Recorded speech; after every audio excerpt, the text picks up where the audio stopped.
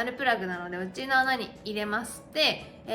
便の漏れを抑えてくれるというものになるんです。皆さんこんにちは。現代のもののけ姫ことまこです。なんと念願のアナプラさんが帰ってきました。はい、アナルプラグというものなんですけど、これは何かというとね、私たちにとってはとっても大事なものなんです。結構前にもアナルプラグって何だろうなっていう動画をお話ししましたが、改めてアナルプラグさんって何なんだろうってことを今日はご紹介していきたいと思います。はい、こちらペリスティーンって書いてありますけども、ペリスティーン、コロプラニスト、開けてみますね。中にはこういったものが入ってます。ちょっとやっぱ日が経っちゃってる2023年はい、こういうもの、本当はここねもうちょっと真っ白いんだけど、こういうものが入ってます。結局これは何かっていうと、お尻の穴に入れるもの、そのままですね、アナルプラグなのでお尻の穴に入れますで、便の漏れを抑えてくれるというものになるんです。実際にここにこう少しテカテカっていうオブラートみたいなラミネートがちょっとあるんですけど、これが体内の中にこう入ったら溶けるんですよ。これが溶けてここの塊がボワーって開きます。でこういう風なお椀状のものになるので、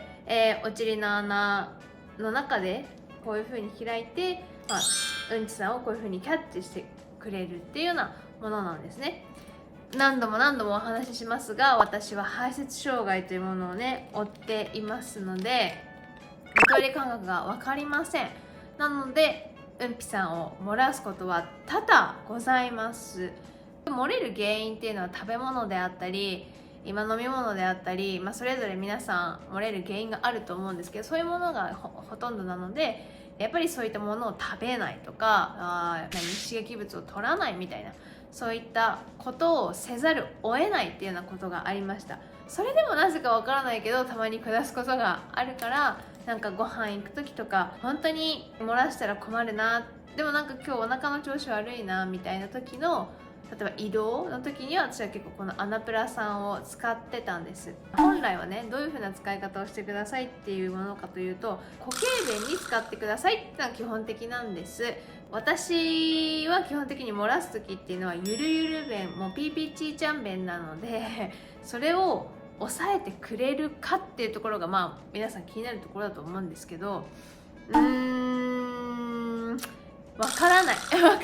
っていうか、実験はしました。これを入れて、本当に絶対下すよっていうような食べ物を摂取してどうなるかっていうのを実験したんですけど、その時は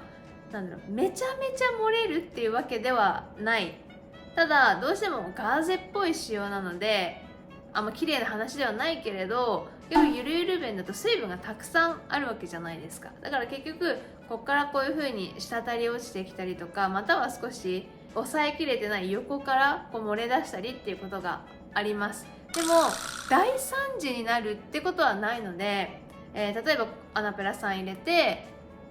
リハパンとかっていうのを履いて出かければ、もしかしたら気持ち匂いはすることがあるかもしれないけど、でも服が汚れたりとか、または他のところを汚したり、車椅子を汚したりっていうほどまで大惨事になったことはありません。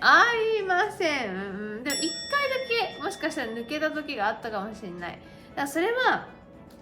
ちょっと本当にやってみないとわからないけど、やっぱりもともとはこのアナプラさん自体は固形便に使ってくださいねっていうところを私は可能性を求めてゆるゆる便に使っているので、皆さんも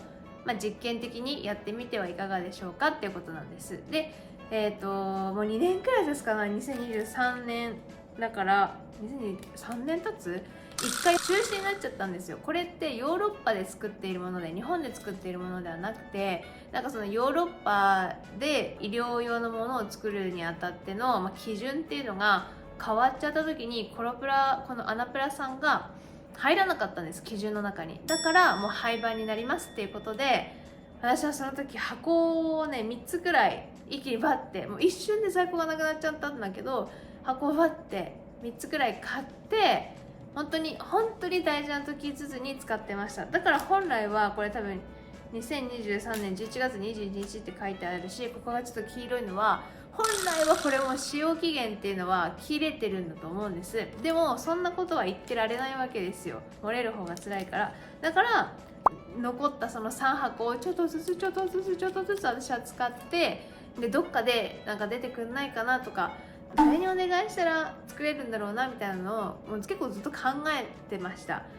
でで2月に再販が決まったんですよ。めちゃめちゃ嬉しい。その企画に合わせて再販したらしいです。まだ新しく再販されたものは買ってはいませんが、もう2月2日3日くらいからはもう再販されてますので、手に入れるとしたら基本的には通ってる泌尿器科さんとかでもいけるのかな。でも病院の人に言えば取り寄せてくれる場合もあるし、それが微妙だな、なんかできないな、わかんないなって言われた場合はネットで個人的に買うこともできるので、ネット購入っていうのもできます。でサイズがですね S と L があるんですけど、私はこれ L を買ってますね。なんか S は多分なんだろう、大は小を兼ねるっていう言い方は嫌だけど、S を使ったことはないんだが、やっぱり大きい方がいいだろうなって思って、S って子供用なのかななんていうのを勝手に思って、私は L を購入してます。でも本当にこういう風に、再販してくれて本当に良かったなって思います。結構動画を出した後からも、動画を出した後々結構すぐにその廃盤になってしまった、販売中止になってしまったので、前の動画は結構皆さんから見ていただいてたし、YouTube でずっとこう置いてあるものだから、つい最近も見てもらった方が、なんかもう売ってないんですけどみたいなことをねコメントしてくださる方がいてて、その私は別にねコロプラニストさんの事情知ってるわけじゃないからさ、廃盤になると思わなかったじゃん。だからすっごい申し訳ないなって思ってたのもあったので、本当に再販してよかったです。基本的に毎日使うっていうことはもしかしたらあまり良くないというか良くないと思うので、本当になんか漏らしてはいけないような場面とかに使うことがおすすめだと思います。安いものでもないしね、助成金が効くかどうかっていうのもちょっとわからないので、私はもう自費で買ってるから、病院で買ってももしかしたら自費になるのかもしれない。お医者さんに相談したらもしかしたら保険適用になるのかもしれないし、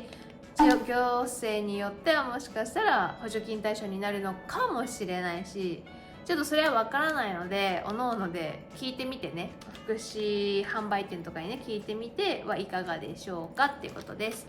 便に悩んでお出かけができないとか、すごい憂鬱だっていう方はたくさんいると思います。私もつい最近